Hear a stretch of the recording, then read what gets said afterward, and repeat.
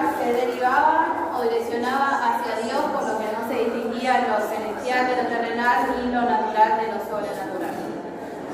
Entonces, de esta manera, la literatura medieval tiene en sus inicios una visión teocéntrica, por lo que colocan a Dios como el centro de todo el universo. Y sus temas se derivan en lo que es historias de hazaña, caballeros y el valor.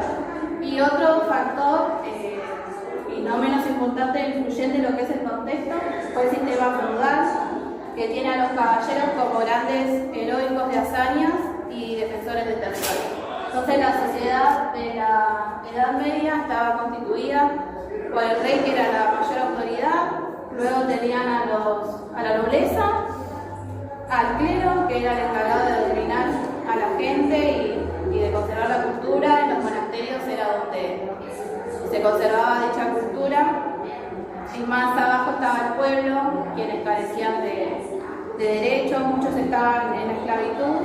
Ellos se dedicaban a lo que es la ganadería, la agricultura y las artesanías. Bueno, en los siglos II y XIII aparecen los poemas épicos, donde eran narraciones habladas sobre grandes batallas. Uno de estos casos habla sobre la vida de Rodrigo Díaz de Vivar, alias el Cid Campeador, que sirve como de base para el primer texto en lengua castellana, del año 1140 después de Cristo. Mantenía cierta particularidad.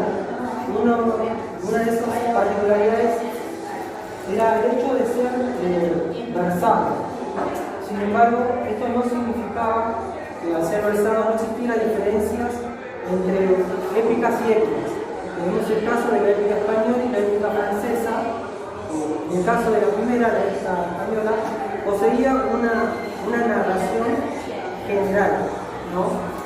Esto implica que recargaba de sucesos subversos, ¿no? De un hecho a otro hecho, y además contaba con una expresión de entre 500 y 600 versos. Sin embargo, la épica francesa no. La narrativa de la épica francesa era específica, y al ser específica le garantizaba una mayor extensión en cuanto a su relato y además en cuanto a la descripción de los sucesos, como sucede en la canción de Roland, constituida por una cantidad de 4.000 versos, ¿no? Esto dotaba a aquella época, la francesa, ¿no?, de una narrativa hábil e ingeniosa. Bueno, hablando de la literatura, ¿no? Estamos en el contexto de la Edad Media, y bueno, no existían, como existen ahora, todos los medios de comunicación, televisión, radio, internet. Entonces, ¿cómo será que hacían para transmitir la literatura en ese tiempo? Más allá de que ya sabemos de que existían copistas que la transcribían a mano, obviamente, pero ¿cómo se transmitía de pueblo en pueblo, de ciudad en ciudad? Claro, en esa época de la Edad Media existían los populares, ¿no?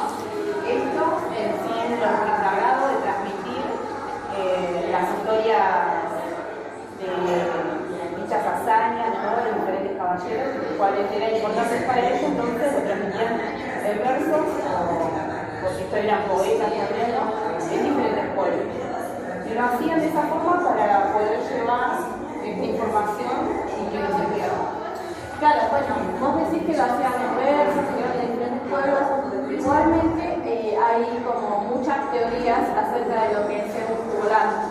Hay muchos autores que estudian acerca de los juglares, ¿no?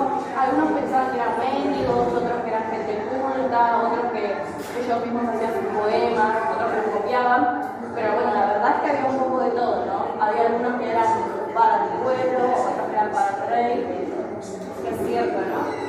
Y como vemos acá, estos juglares, como decimos, eran para poder entretener tanto al rey como al pueblo. Y lo hacían de diferentes formas, con su vestimenta, por sus hasta hacían malabares, cosas para poder entretener a la gente y a la vez poder contarnos estas hazañas que ellos querían transmitir. Y lo hacían de esa forma, ¿no? Así que vemos que estos juglares tenían un papel muy importante en ese momento en la Edad Media.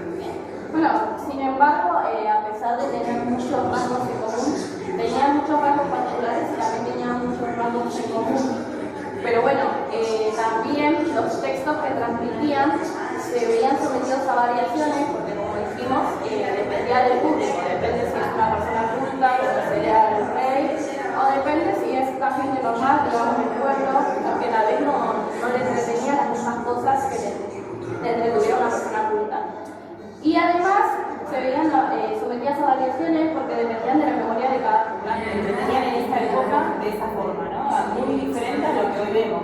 Se usa internet, la televisión, celulares, hay diferentes formas.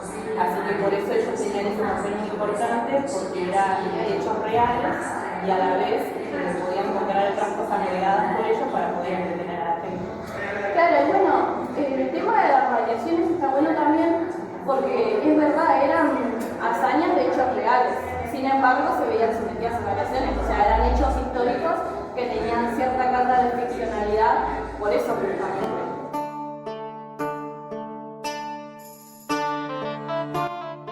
Venid, venid, que os voy a relatar el cómo el Cid monta a caballo y se despide de la catedral de Burgos,